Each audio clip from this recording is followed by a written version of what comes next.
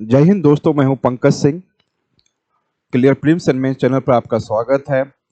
इस वीडियो को लाइक करें, चैनल को सब्सक्राइब करें और साथ में बेल आइकन को दबाना बिल्कुल ना भूलें। और एक important topic science and tech के अंतर्गत देखने जा रहे हैं, एक बैक्टीरिया को लेकर।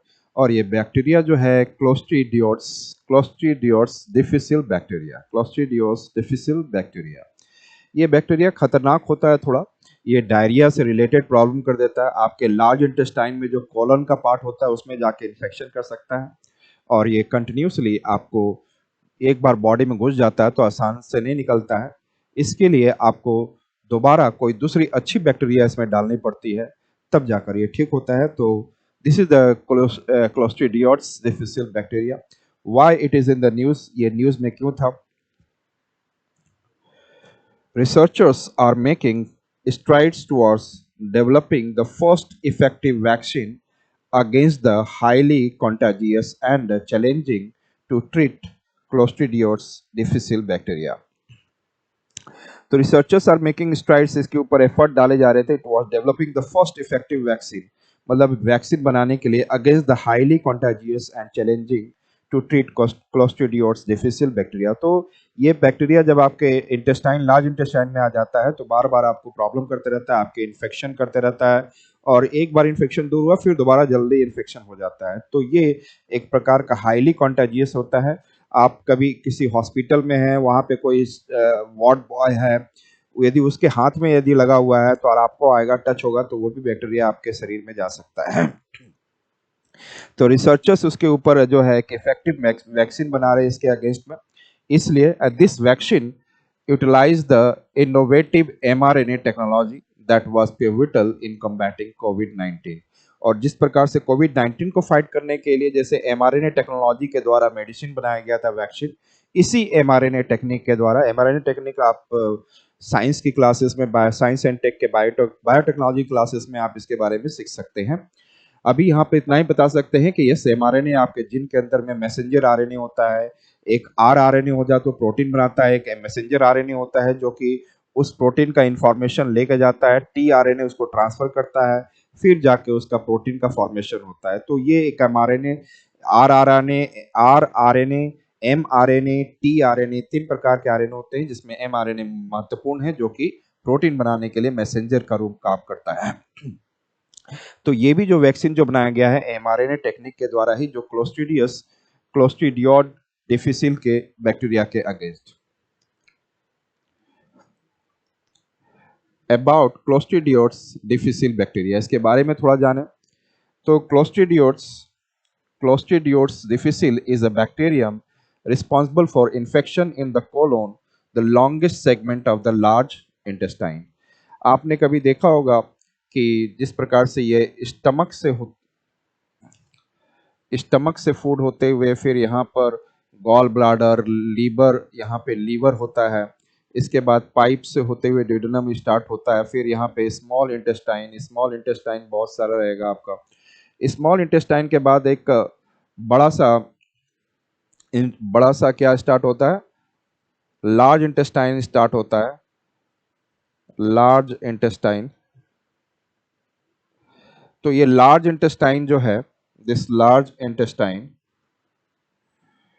का जो ये पार्ट है, दिस लार्ज इंटेस्टाइन का ये जो पार्ट है, इसके बीच में स्मॉल इंटेस्टाइन है और ये लार्ज इंटेस्टाइन। तो ये एरिया कोलोन होता है, COLON, कोलोन। इसी में इन्फेक्शन होता है और यहीं पे कोलोन पे और ये स्टमक और ये पाइप में एक बहुत अच्छा बैक्टीरिया होता है। लेकिन जब ये बैक्टीरिया क्लोस्ट्रीडियम डिफिसिल बैक्टीरिया आ जाता है तो ये दूसरे अन्य बैक्टीरिया को भी खत्म कर देता है, क्योंकि आप क्लोस्ट्रीडियम के लिए आप एंटीबायोटिक खाएंगे, एंटीबायोटिक बहुत गर्म करेगा, तो हमारे गट्स में, हमारे स्टमक में, ड्यूडेनम में, हमारे इंटेस्टाइन में जो बेनिफिशियल बैक्टीरिया होता है वो खत्म हो जाता है। जब वो खत्म हो जाता है तो क्लोस्ट्रीडियम डिफिसिल बैक्टीरिया जो आपने थोड़े दिन के लिए इन्फेक्शन से दूर किए दवाई खाकर एंटीबायोटिक, फिर दोबारा हो जाएगा, तो आपका बॉडी रेगुलर इन्फेक्शन में रहेगा। तो इसके वजह से होता है symptoms of infection can very widely. इसका जो सिम्टम्स होता है इस इन्फेक्शन का बहुत अलग होगा, बहुत ज़्यादा स्तर पर देखा जा सकता है। From mild diarrhoea to severe complications तक भी ऐसा देखा जा सकता है। माइल्ड डायरिया से भी ज़्यादा सेवियर डायरिया भी हो सकता है, that can be life threatening, ऐसा हो सकता है कि आपका लाइफ भी जा सके।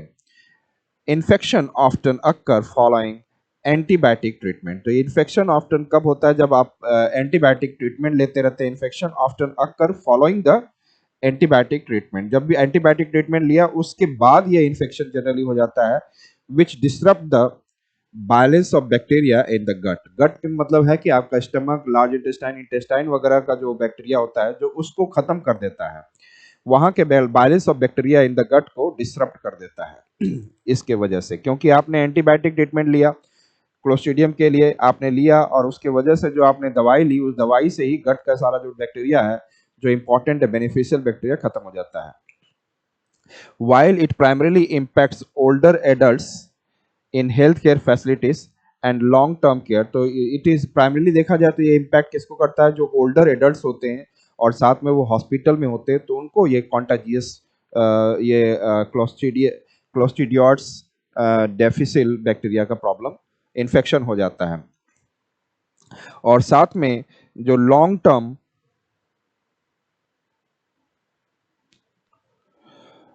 टर्म के हेल्थ केयर इन्वायरमेंट पे रहते हैं individuals outside these settings can also contract the infection.